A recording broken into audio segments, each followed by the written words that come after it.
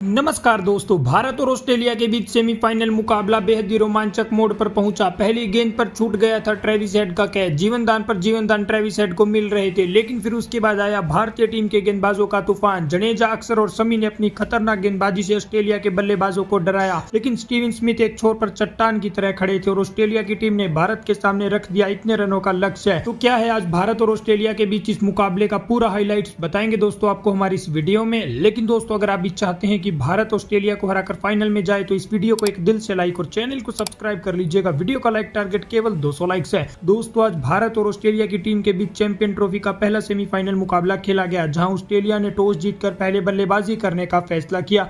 वहीं भारतीय टीम ने भी अपनी प्लेइंग 11 में कोई भी बड़ा बदलाव नहीं किया और ऑस्ट्रेलिया की तरफ से ट्रेविस हेड और कोपरकॉर्नले ने पारी की शुरुआत की और पहली ही गेंद पर ट्रेविस हेड का शमी से कैच छूट जाता है।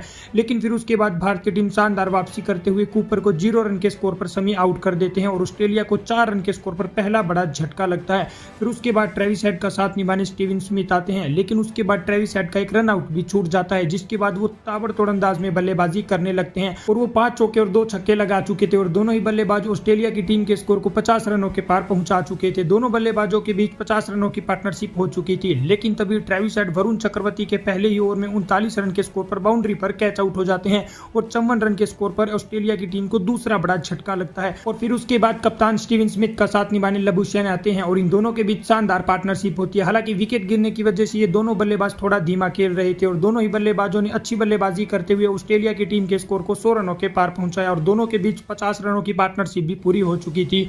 लेकिन तभी लबुशेन 29 रन बनाकर जडेजा की गेंद पर एलबीडब्ल्यू आउट हो जाते हैं और 110 रन के स्कोर पर ऑस्ट्रेलिया को तीसरा बड़ा झटका लगता है। लेकिन एक छोर पर स्टीवन स्मिथ काफी अच्छी बल्लेबाजी कर रहे थे और उनका साथ निभाने जोश इंग्लिश आते हैं और इन दोनों के बीच भी छोटी सी पार्टनरशिप होती है। स्टीवन स्मिथ अपना शानदार अर्धशतक भी पूरा कर चुके थे, लेकिन दूसरे छोर पर जोश इंग्लिश ज्यादा देर क्रीज पर नहीं टिक पाते। वो 12 गेंदों पर 11 रन बनाकर जडेजा की गेंद पर कोहली को कैच थमा बैठते हैं और 144 रन के स्कोर पर ऑस्ट्रेलिया को चौथा बड़ा झटका लगता है।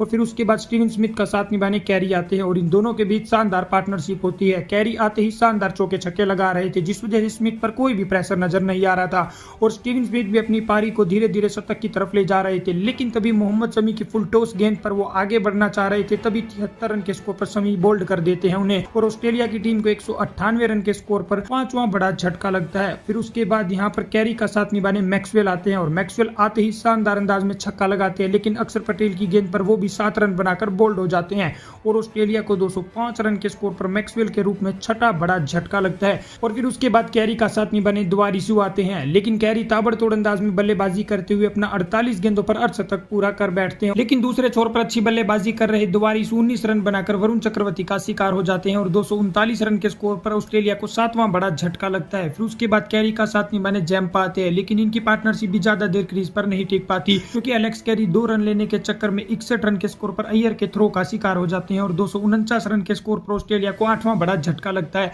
और ऑस्ट्रेलिया की टीम 48 ओवर में 252 रन 8 विकेट के नुकसान पर बना चुकी थी। अब 2 ओवर का गेम बचा था और जैम्पा और नेथन हिल्स बैटिंग कर रहे थे।